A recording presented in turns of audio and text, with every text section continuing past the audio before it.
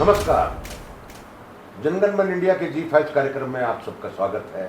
आज हम करनाल में हैं और करनाल में हम आपकी मुलाकात कराएंगे कांग्रेस पार्टी की बहुत मजबूत नेता सुमिता सिंह विर्क से।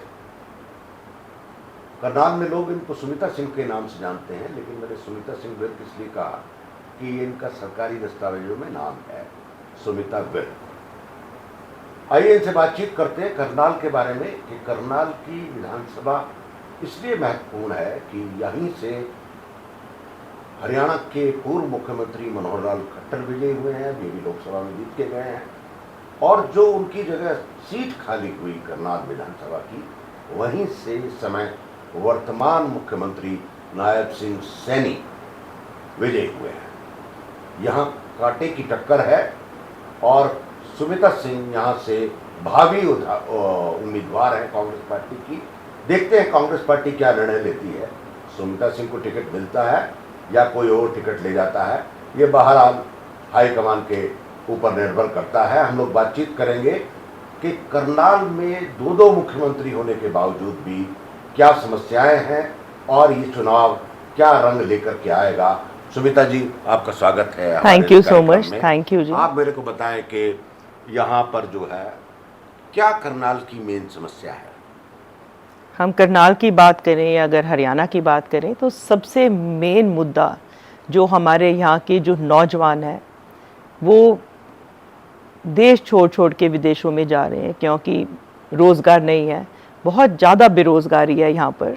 ना तो यहाँ पर कोई नई कोई इंडस्ट्री है, ना कोई सरकारी नौकरियाँ हैं, और बहुत से अगर आप जाओगे ख़ास तौर से गांव के अंदर जाओगे, शादियों में जाओगे, आपको नौजवान नज़र नहीं आएंगे। सबसे बड़ी समस्या बेरोज़गारी है।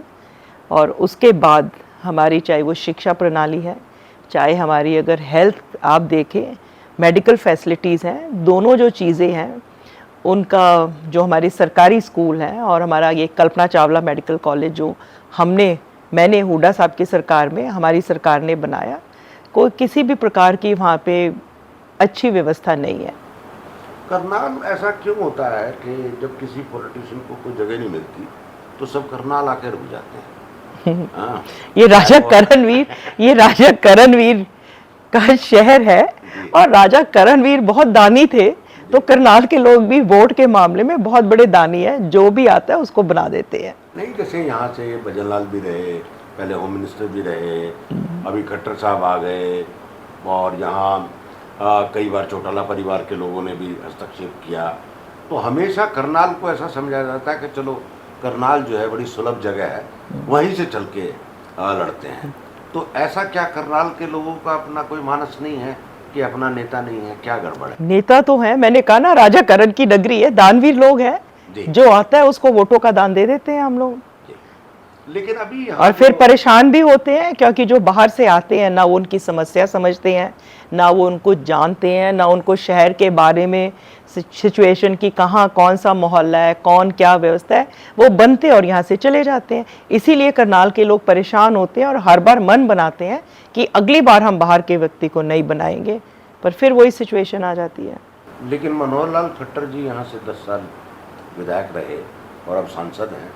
उन्होंने क्या परिवर्तन किया करनाल शहर में और करनाल लोकसभा क्षेत्र में?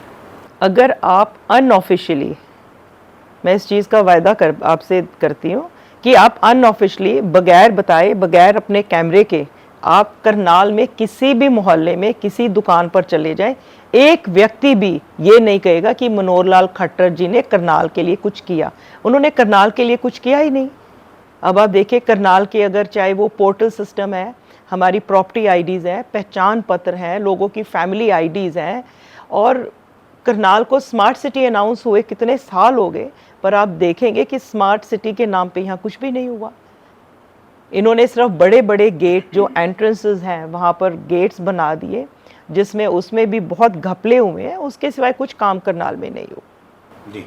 लेकिन अभी जो यहाँ पूरा का पूरा करनाल का अगर दृश्य हटाएं और आप पूरे हरियाणा की बात करें, क्योंकि करनाल को एक किस्म से हरियाणा की राजधानी ही माना जाता है कि करनाल सेंट्रली लोकेटेड है और आप लोग बीच में दिल्ली से चंडीगढ़ चलते हैं तो बीच में आता है। वैसे भी लोग, हर आदमी को करनाल से तो गुजरना ही है, इस तरह का रूट है। तो क्या हरियाणा में, पूरे हरियाणा में आपको राजनीतिक माहौल नजर आता है? आने वाला समय कांग्रेस का है, क्योंकि 10 साल में लोग इस सरकार से, बीजेपी सरकार से परेशान हो गए हैं। क्योंकि सबसे, आपको मालूम होगा, सबसे ज़्यादा बेरोज़गारी देश के अंदर अगर है तो हरियाणा के अंदर है। हरियाणा में सबसे ज़्यादा बेरोज़गारी है।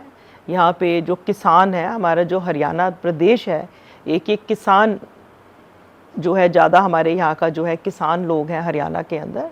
किसान कितनी देर, साल से ऊपर बॉर्डर पे बैठे रहे, एमएसपी की मांग करते रहे, कोई उनका कुछ भी नहीं हुआ उनका, किसानों का। और हरियाणा के अंदर अगर आप देखें, पंचायती नए सरपंच चुने गए, उनकी मांग थी कि हम अपना काम करा सके गांव के अंदर। कुछ पैसों की लिमिटेशन होती है कि इतने पैसे, वो इन्होंने बंद कर दिए। जब ये अपनी मांग लेके सरपंच चंडीगढ़ गए, पंचकुला गए मुख्यमंत्री को मिलने, तो वहाँ पे इनको डंडों से मारा गया। हमारा जो अग्निवीर है, जय किसान जो बोलते हैं हम, जय जवान जय किसान, हमारे जो अग्निवीर हैं, उनको 4 साल के लिए, और 4 साल के बाद क्या करेंगे? अब तो वो कई वायदे कर रहे हैं कि हम उनको एक्सटेंड कराएंगे, वो सब करेंगे।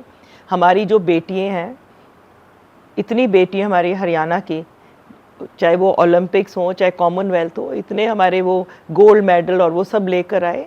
आपको मालूम है दिल्ली किस प्रकार से वो धरने में बैठी रही और कैसे उनको भी डंडे मारकर उठाया गया। इस सब के बावजूद भी यहाँ से नायब सिंह सैनी जीते और खट्टर साहब भी जीते, तो क्या इसका कोई इम्पैक्ट नहीं है जनता पे जो आप बता रहे हैं? क्योंकि मुझे तो लगता है कि इसका कोई इम्पैक्ट नज़र नहीं आ रहा है। इम्पैक्ट है, आप देखिएगा, इन्होंने इस बार बाई इलेक्शन था, हर तरह के हथकंडे अपनाए हैं।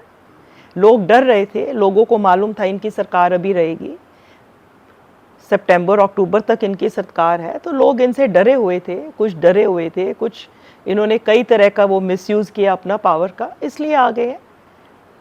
और आने वाली जब हमारा जनरल इलेक्शन होगा, आप देखना, नायब सिंह सैनी जो है मुख्यमंत्री हैं, बीजेपी के कैंडिडेट होने वाले हैं, जो हम सुन रहे हैं फिर से, और हारेंगे बुरी तरह। लेकिन अभी जो आप जब मान लीजिए चुनाव लड़े, कांग्रेस पार्टी यहाँ से चुनाव लड़े, तो उसका क्या मुद्दा होगा यहाँ करनाल में जो चुनाव लड़ने का, कि आप क्या नया करेंगे जो ये लोग ये नहीं कर पा रहे हैं? ये जो हमारी जो प्रॉपर्टी आईडीज़ हैं, सबसे बड़ा मुद्दा है। अगर आप नगर निगम में जाएंगे, इतना भ्रष्टाचार है नगर निगम के अंदर। प्रॉपर्टी आईडीज़ हैं, आपकी फैमिली आईडीज़ हैं, आपके जो सेल्फ डिक्लेयर, ये जो बेचारे गरीब राशन कार्ड हैं, ये सारे मुद्दे हैं।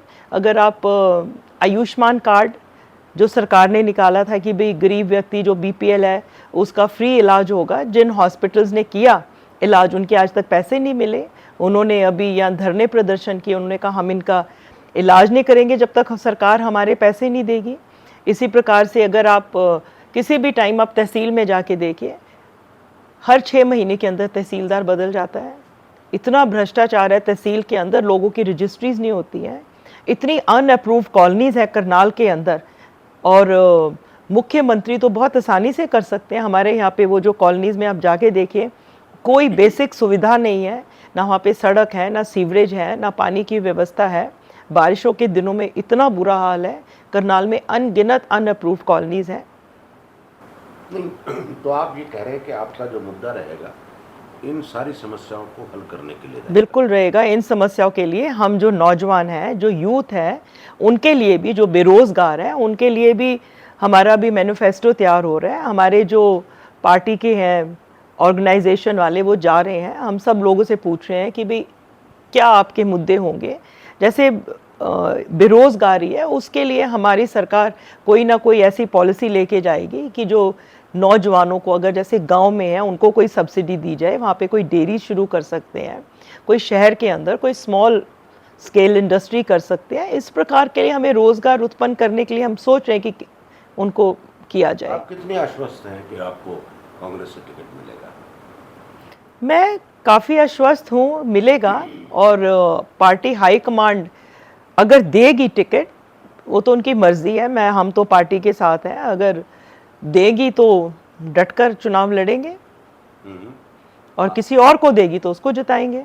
जी, तो आपको लगता है कि आप मुख्यमंत्री नायब सिंह सैनी को हरा देंगे? बिल्कुल हरा सकते हैं। हम यहाँ पे गली गली मोहल्ले मोहल्ले हर किसी को जानते हैं।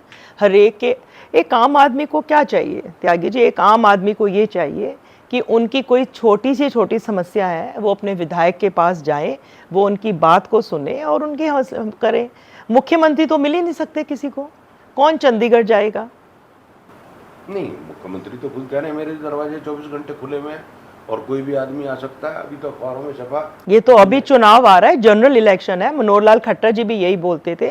जब मनोहर लाल खट्टर जी करनाल से चुनाव लड़े तो वो सब लोगों को, जो कार्यकर्ता थे, वो सबके पास जाके बोलते थे मैं मनोहर लाल खट्टर, मैं मनोहर लाल खट्टर। बनने के बाद मनोहर लाल खट्टर जी ने जो बोलते थे मैं मनोहर लाल खट्टर, उनको ही नहीं पहचाना। तो अब भी ऐसे ही होने वाला है। मुख्यमंत्री के पास कहाँ टाइम है? और मुख्यमंत्री जो है, मनोहर लाल खट्टर जी बोलते थे मैं सिर्फ करनाल का विधायक नहीं हूँ, मैं तो पूरे हरियाणा का मुख्यमंत्री हूँ। करनाल के अंदर 12 सेक्टर के अंदर हमने करनाल बस स्टैंड की शुरुआत की थी, यहाँ पत्थर रखा था, जगह फाइनल कराई थी।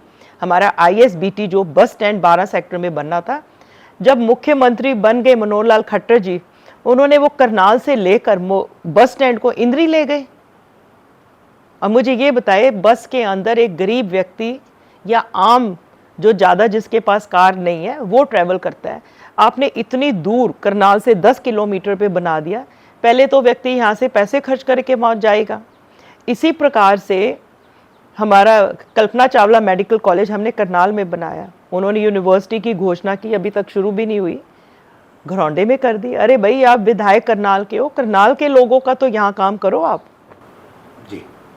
हमने यहाँ पर एक और चीज़ थी, पंजाबियों के बिरादरी की मांग थी कि मदन लाल खुराना जी की स्टैचू लगाई जाए। छोटी सी बात है, मैं आपको बता रही हूँ।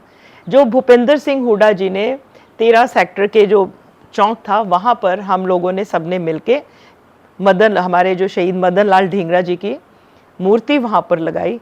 उस मूर्ति को भी, उस स्टैचू को भी मनोहर लाल खट्टर जी यहाँ से उखड़वा कर और इंद्री में जो बस स्टैंड बनाया वो स्टैचू वहाँ लगवा दी। जी, ये लोकल मुद्दे हैं। लोकल मुद्दे बहुत हैं हमारे। नरेंद्र मोदी का करिश्मा, खट्टर का और नायब सिंह सैनी का करिश्मा इस बार करनाल में काम नहीं करेगा, बिल्कुल नहीं काम करेगा। बहुत बहुत शुक्रिया, बहुत बहुत धन्यवाद। Thank you.